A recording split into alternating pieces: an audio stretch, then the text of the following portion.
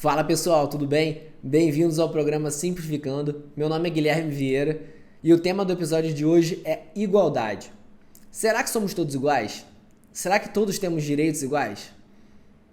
Certamente é uma questão que você já ouviu alguém dizer que somos todos iguais, temos direitos iguais, mas será que isso é verdade? Se a gente pegar uma criança, um adolescente, um adulto e um idoso, será que todos têm os mesmos direitos? Eu já antecipo para vocês que não, tá? Existem algumas diferenças aí. Mas aí você vai me perguntar, poxa, mas a Constituição não diz que somos todos iguais? A Constituição não traz um direito à igualdade? Calma, eu vou explicar isso depois da vinheta. Não percam, o episódio de hoje está muito interessante. A gente também vai abordar a questão das cotas raciais em concursos públicos, em universidades. E eu vou explicar como funciona e quais são os conceitos de igualdade que estão por trás dessas políticas públicas. Não percam, o episódio está muito legal. Após a vinheta.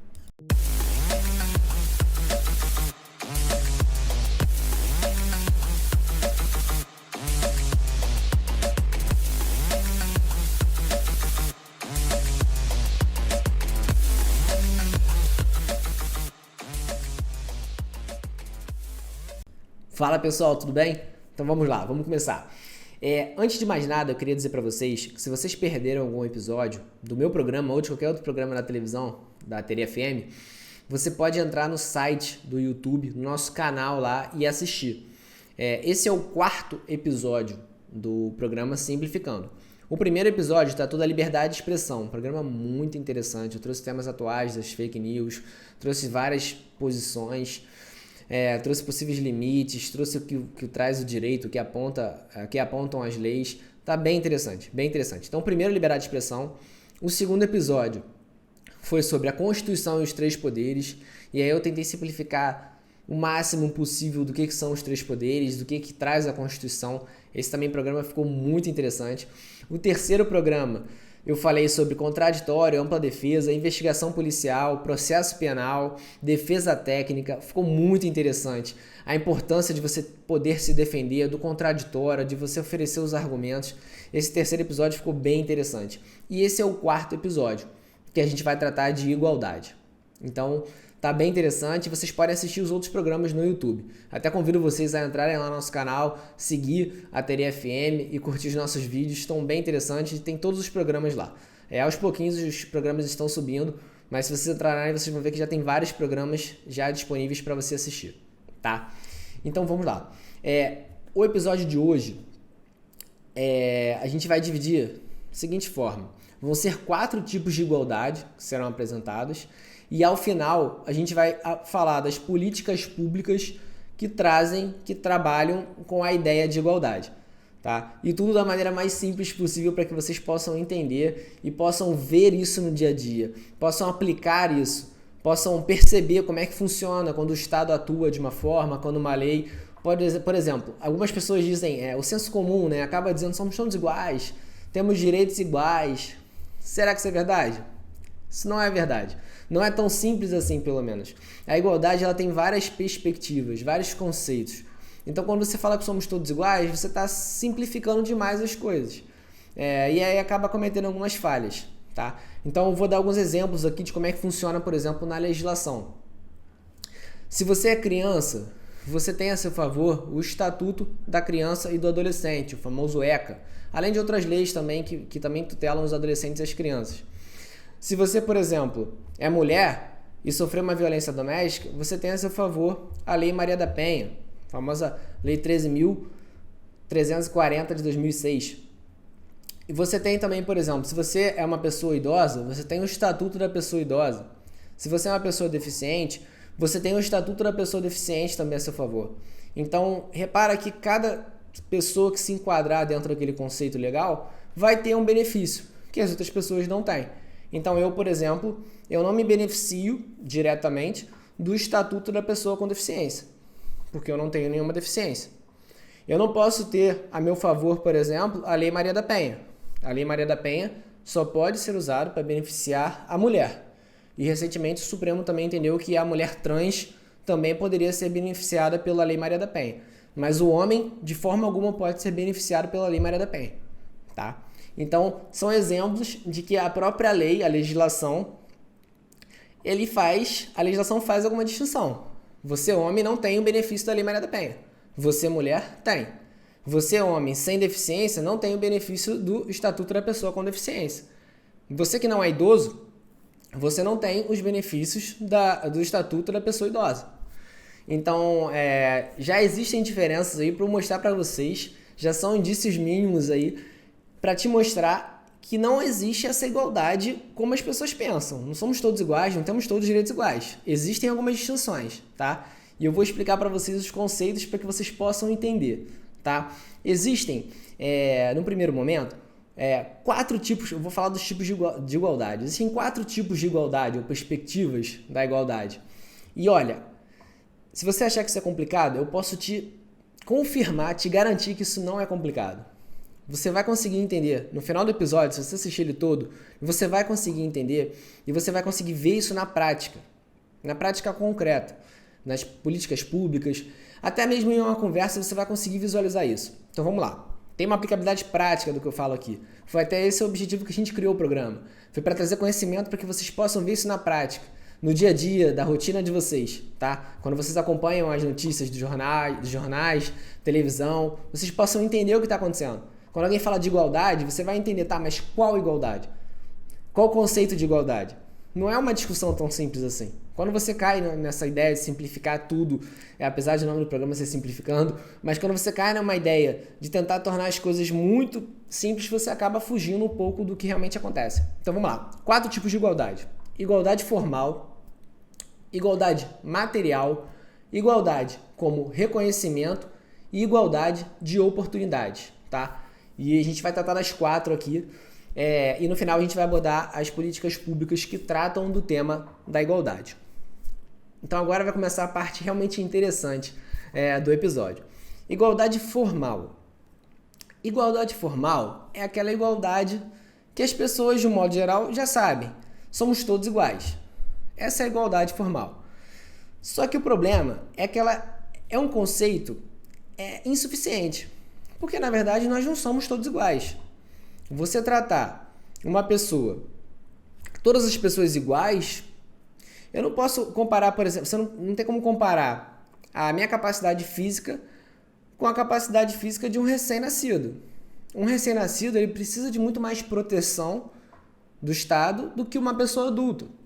Assim como um idoso também precisa de mais proteção do Estado do que uma pessoa idosa.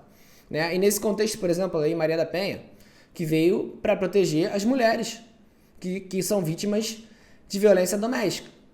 Se você tiver algum conhecido policial ou souber como é que é a rotina dos policiais, vocês vão saber que a maioria dos casos, quase metade dos casos que aparecem nas delegacias são de violência doméstica contra a mulher. Então, é um crime extremamente comum na rotina dos policiais e do dia a dia de quem trabalha com o direito penal. Por isso o legislador veio e criou, né, a Lei Maria da Penha, para a gente entender. Então, esse é um exemplo de que a igualdade formal ela é insuficiente. Ela não resolve os problemas. Nós simplesmente fecharmos os olhos e falarmos, não, somos todos iguais. Isso vai gerar uma injustiça enorme, porque nós não somos todos iguais. Algumas pessoas precisam de uma proteção maior do Estado, tá? Então, esse é o conceito de igualdade formal e a gente já percebeu que esse conceito é insuficiente. E aí, então, surgiu, ou pelo menos veio se falar do conceito de igualdade material. O conceito de igualdade material é um conceito muito interessante. Muito interessante. E depois que você ouvir ele pela primeira vez, se você nunca ouviu, ele vai abrir sua cabeça de uma forma surreal. O conceito de igualdade material, ele é um conceito que foi rascunhado por Platão, da Grécia Antiga. E ele foi desenvolvido por Aristóteles. Então ele é chamado também por algumas pessoas de igualdade aristotélica, de Aristóteles. E esse conceito, ele veio para o Brasil, ele ganhou força no Brasil por meio de Rui Barbosa. Certamente você já ouviu falar no jurista chamado Rui Barbosa. Então ele trouxe esse conceito da Grécia Antiga, conceito de igualdade material. O conceito de igualdade material, ele é um conceito simples. Eu vou falar e depois eu vou repetir para você digerir esse conceito, porque é um conceito simples, mas é um conceito que tem muito conteúdo. Igualdade material é você tratar os iguais de forma igual e os desiguais de forma desigual, na medida da sua desigualdade. Então eu vou repetir porque é um conceito Denso. Tratar os iguais de forma igual. Tá? Então, quem for igual vai ser tratado de forma igual. Os desiguais de forma desigual, na medida da sua desigualdade. Então, tratar os iguais de forma igual, os desiguais de forma desigual, na medida da sua desigualdade. Tá, Guilherme, tudo bem, mas o que você quer dizer com isso? Quando você trata os iguais de forma igual, eu acho que não tem dúvida, né? É a mesma lógica da igualdade formal. Mas tratar os desiguais de forma desigual, na medida da sua desigualdade, é você tentar desigualar essa desigualdade. Então, é o Estado tentando igualar aquilo ali, tentando suprir a falta, a lacuna que tem da pessoa que é mais fraca. Então, a igualdade material, por exemplo, vou dar um exemplo bem concreto para vocês entenderem. Um cadeirante, ele precisa que os ônibus, por exemplo, tenham aquela rampa de acesso, aquele elevadorzinho, que as ruas tenham uma rampa. Esse é um exemplo de igualdade material. É você tratar os desiguais de forma desigual. Em que sentido, Guilherme, desigual? No sentido simples de que a pessoa que é cadeirante, ele tem uma dificuldade de acesso, que eu, por exemplo, não tenho. Então o Estado precisa entrar ali e igualar as forças. E como é que ele vai igualar as forças?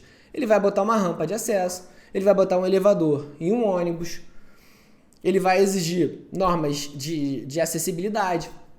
Então esse é um exemplo da igualdade material.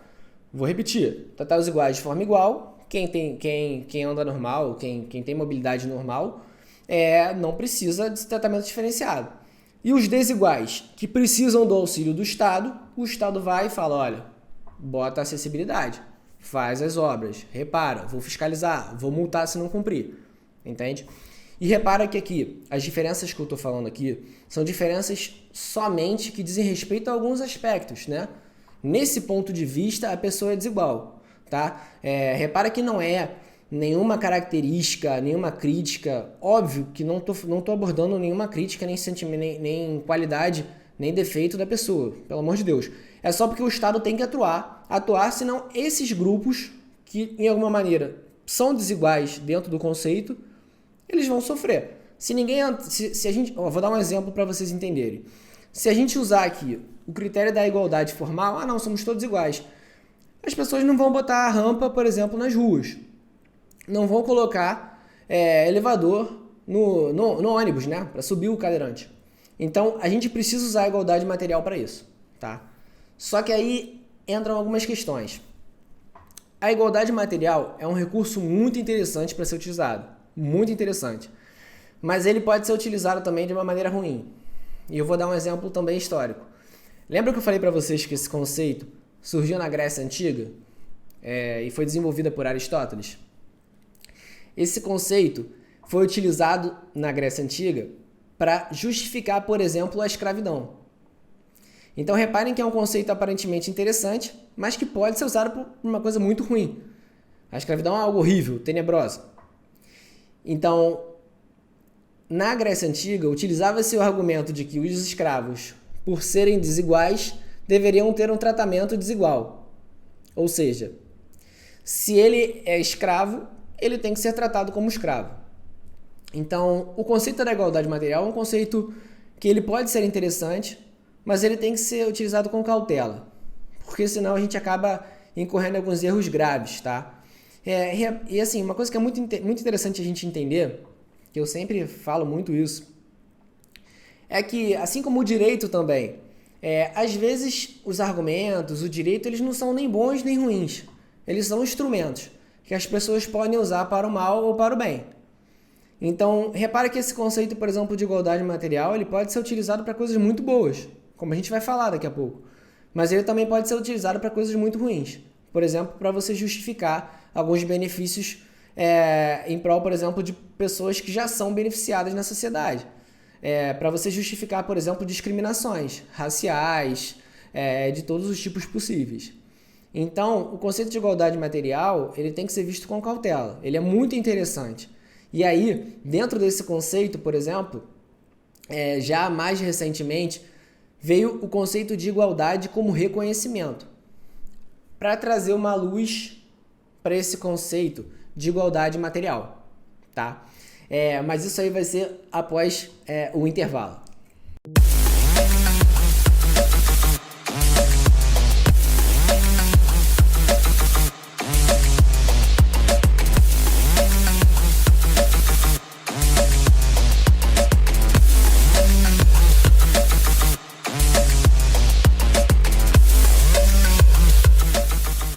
Voltando, pessoal, antes de mais nada, eu queria só fazer uma observação. Eu falei aqui que foi o Supremo, STF, Supremo Tribunal Federal, que tinha entendido pela aplicação da Lei Maria da Penha também a mulher trans.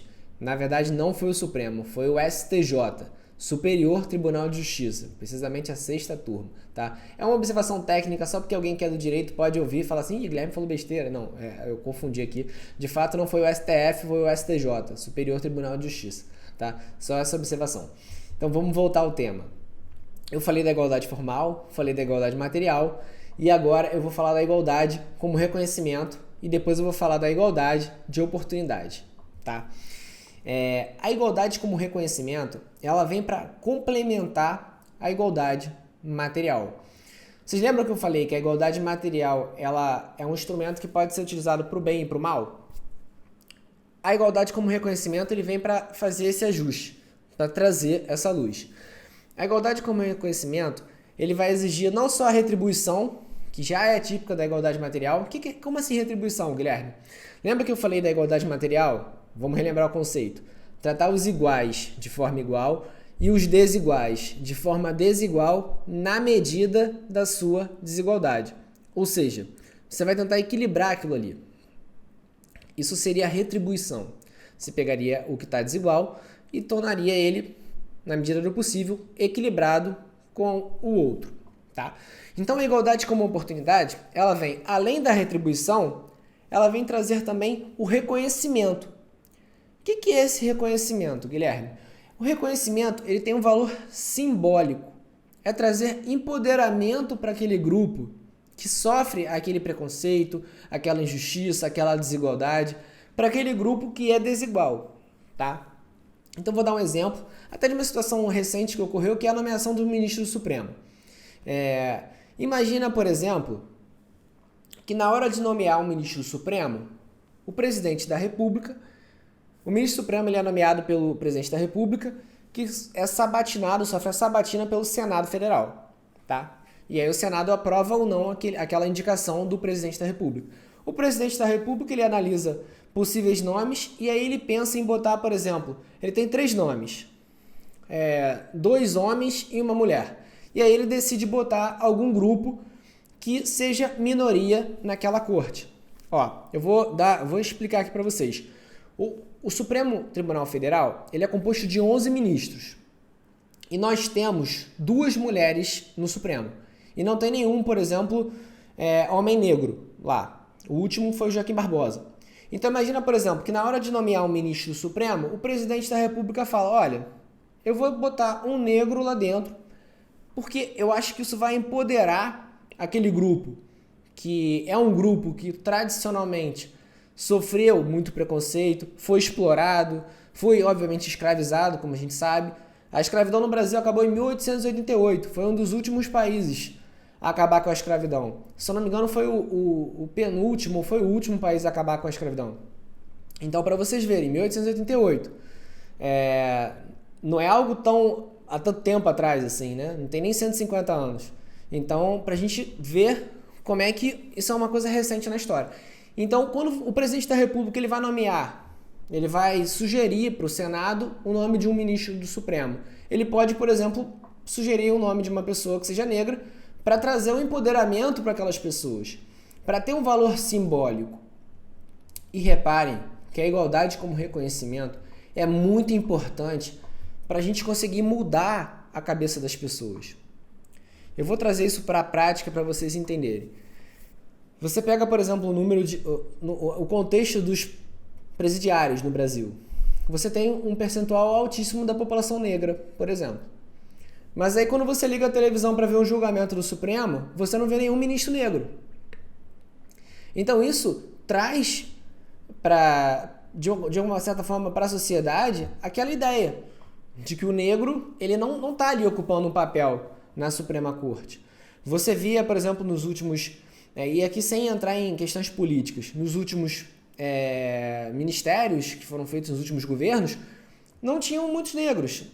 Então, é importante que aquelas minorias, por exemplo, deficiente, eu não sei, não tenho conhecimento de algum ministro do Supremo ou da STJ, eu acho que nunca existiu na história, que seja, por exemplo, deficiente, uma pessoa com deficiência.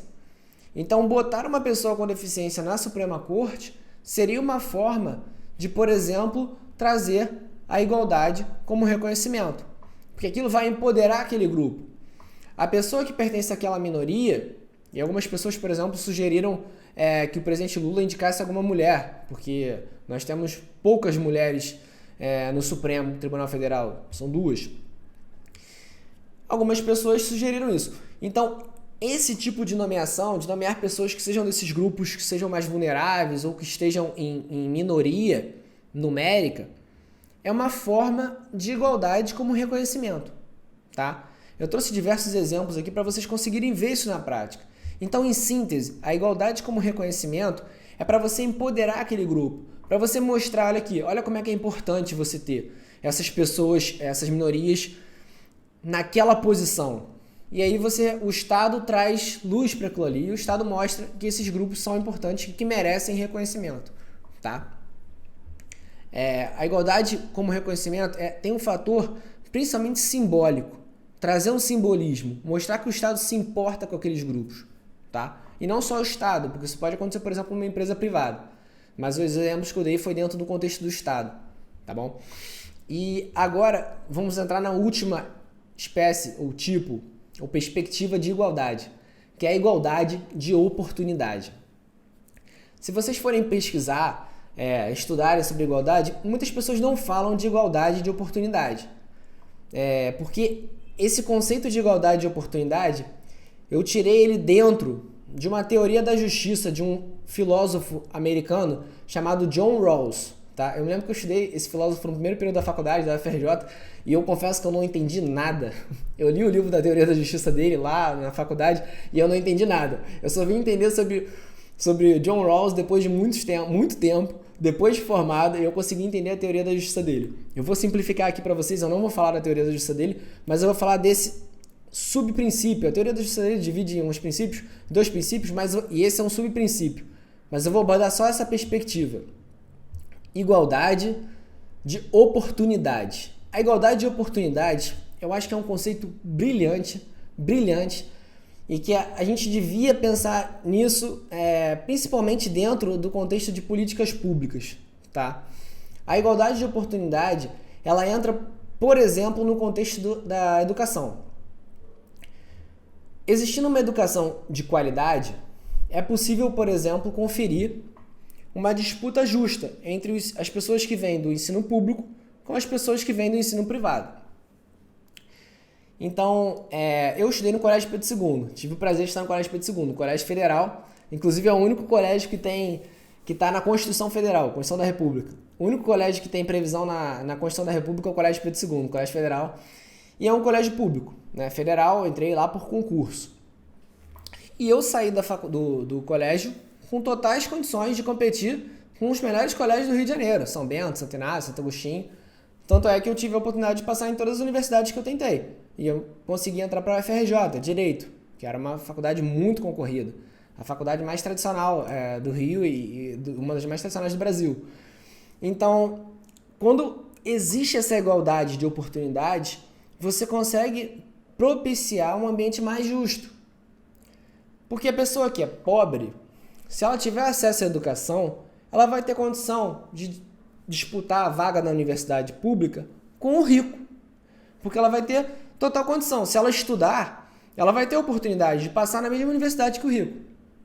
Esse é um exemplo que no Brasil é um exemplo infeliz com a prática, mas é um exemplo que é muito importante para a gente entender isso. A educação talvez seja o maior exemplo de igualdade de oportunidade, ou pelo menos de um contexto em que você poderia ter uma igualdade de oportunidade. Você colocar as pessoas de comunidades carentes, as pessoas que venham de bairros pobres, de cidades menos importantes no contexto político e econômico do país, disputando vaga com as pessoas das grandes capitais, dos grandes bairros, com as pessoas que possuem, né, uma educação de qualidade, privada, principalmente privada. E eu estou falando mais do ensino público ali que vem antes das universidades, né? Porque no Brasil as universidades públicas são as melhores, de um modo geral são as melhores, a FRJ, USP, UERJ.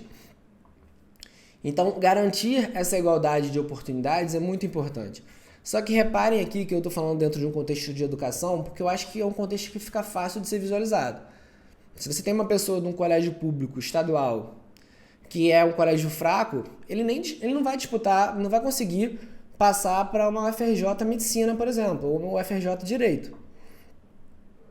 Ao passo que se você tivesse um ensino de qualidade, eles iam disputar. O aluno vindo do São Bento vai disputar com o aluno do colégio estadual, em igualdade de condições. E aí sim você vai ter condições de avaliar o mérito do aluno. Porque você falar em mérito de um aluno que vem de um colégio particular, que ele teve a oportunidade de estudar inglês, espanhol, alemão, e o outro num colégio público, que ele mal teve professor em sala de aula, não faz muito sentido falar em mérito nesse sentido. Eu não estou descartando a questão do esforço pessoal do sujeito que veio de um colégio particular muito caro e com toda a estrutura. Mas eu tô falando que a pessoa que veio de um colégio estadual sem essa estrutura pode ter todo o mérito do mundo, mas dificilmente ele vai conseguir alcançar uma vaga numa universidade dessa de ponta. Na minha turma, por exemplo, da FRJ, eu não me lembro de ninguém que tenha vindo de um colégio estadual. Isso é um exemplo. E eu já peguei a cota. Eu já peguei as cotas. Na minha época já tinha umas cotas funcionando. Isso porque, infelizmente, entraram só os alunos de colégios federais. Na minha turma tinha muita gente do Pedro II, do CAP, da UERJ, da UFRJ, Colégio Militar. Então, é um exemplo aqui que eu estou dando para vocês entenderem a igualdade de oportunidade. Igualdade de oportunidade, se eu pudesse resumir, seria conferir condições para que todos pudessem disputar no mesmo cenário. E aí você ia avaliar de fato o mérito de cada um. E repare que a igualdade de oportunidades é um conceito que na teoria é fácil. Na prática isso não é tão fácil assim. Na prática é uma coisa um pouco mais difícil, um pouco mais complicado de entender. Mas o John Rawls ele diz que o sistema só vai ser justo se você tiver igualdades de condições, né, de disputa, de oportunidades para todos. Se você não tiver esse sistema de igualdade, você não teria um sistema justo. Tá? E isso é um dos pilares da teoria da justiça de John Rawls. Esse autor é norte-americano. E agora vamos entrar na questão das cotas raciais. As cotas raciais, antes de mais nada, dizer que tem uma lei federal, a Lei 12.990 de 2014, tive que olhar minha cola aqui, uma lei federal que garante 20% das vagas para negros, tá? Dos concursos federais, somente dos concursos federais. Então, o sistema de cotas, vocês acham que ele se baseia em qual igualdade? Igualdade formal, igualdade material, igualdade como reconhecimento ou igualdade de oportunidade? Eu acho que daria para dizer que ele se baseia na igualdade material, na igualdade como reconhecimento e na igualdade de oportunidade. A igualdade material seria, vou relembrar o conceito, tratar os iguais de forma igual e os desiguais de forma desigual. Como, por exemplo, os negros, estatisticamente, são parte da população que tem uma renda menor, que sofrem preconceito, que passam por diversos problemas que os brancos não passam, eles devem ter em seu benefício as cotas raciais. E aí você tenta igualar aquilo ali, tá? Aquela força. Além disso, você tem a igualdade como reconhecimento, que é você colocar aquela população que sofre preconceito, que tradicionalmente, historicamente, é marginalizada, é associada à população que pratica crimes. A gente sabe que as pessoas negras sofrem preconceito, até mesmo pela própria polícia. Não querendo criticar a polícia, mas a gente sabe que isso acontece. Faz parte da rotina da polícia olhar o negro numa situação de suspeição maior. Infelizmente, tá? Eu estou fazendo uma abordagem aqui falando o óbvio, tá?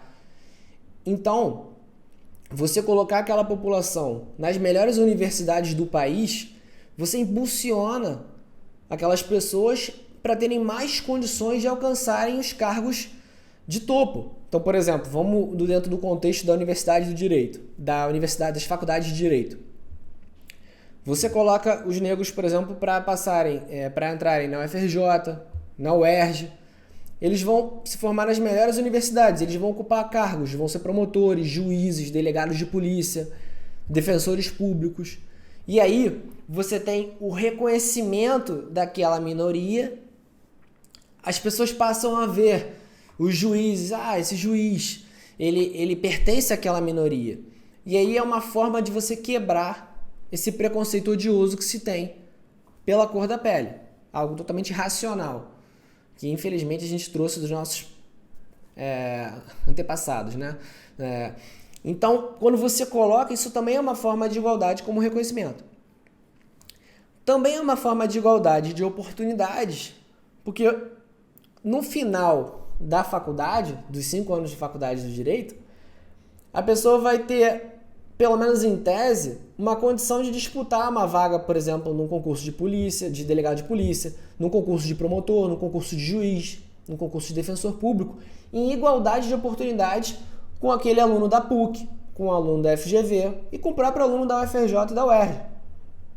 Eu me lembro que na minha turma da UFRJ, a gente tinha muitas pessoas que tinham muito dinheiro. Né? Ter dinheiro não é um problema, tá? Eu tô só tratando aqui da questão da desigualdade. E nesse ponto, a gente está tratando as pessoas que são mais pobres com as pessoas que são mais ricas. Por isso que eu falei da questão de ter muito dinheiro. Então, quando você tem essa possibilidade de inserir aquela minoria ocupando as cadeiras das universidades, você possibilita que aquelas pessoas disputem os cargos em igualdade de oportunidades. Então, isso é um exemplo de igualdade de oportunidade, trazido dessa ideia do John Rawls, tá? Esse filósofo americano.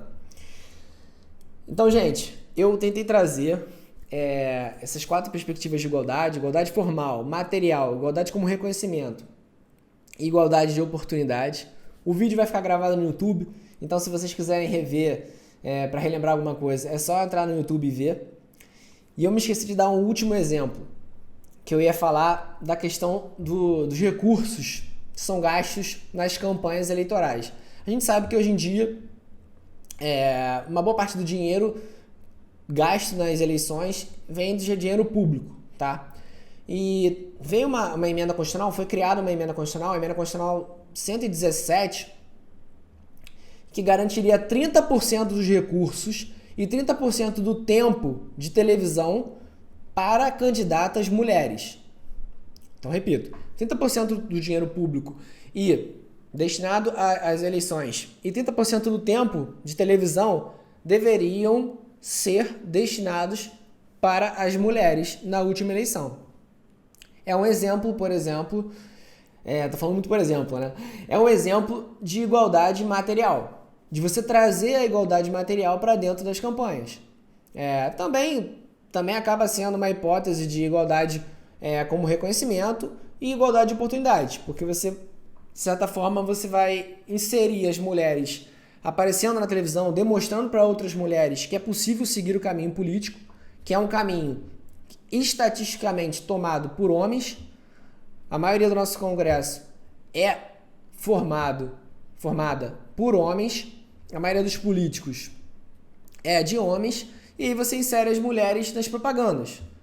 Isso é uma forma de igualdade como reconhecimento. Tem um valor simbólico ali.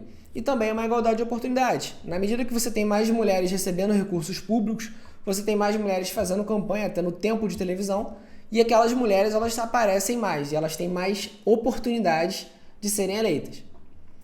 Só que, infelizmente, essa emenda foi desrespeitada por cerca de 40% dos partidos, que não cederam o tempo de televisão e não cederam os recursos para as mulheres nesse percentual de 30%. Repare que é 30%. São 3 em 10. Já é um percentual pequeno. Não é 50%. E ainda assim, cerca de 40% dos partidos desrespeitou essa norma constitucional. Infelizmente, isso acontece no Brasil. Mas é isso, pessoal. Estamos terminando. Eu espero que vocês tenham gostado.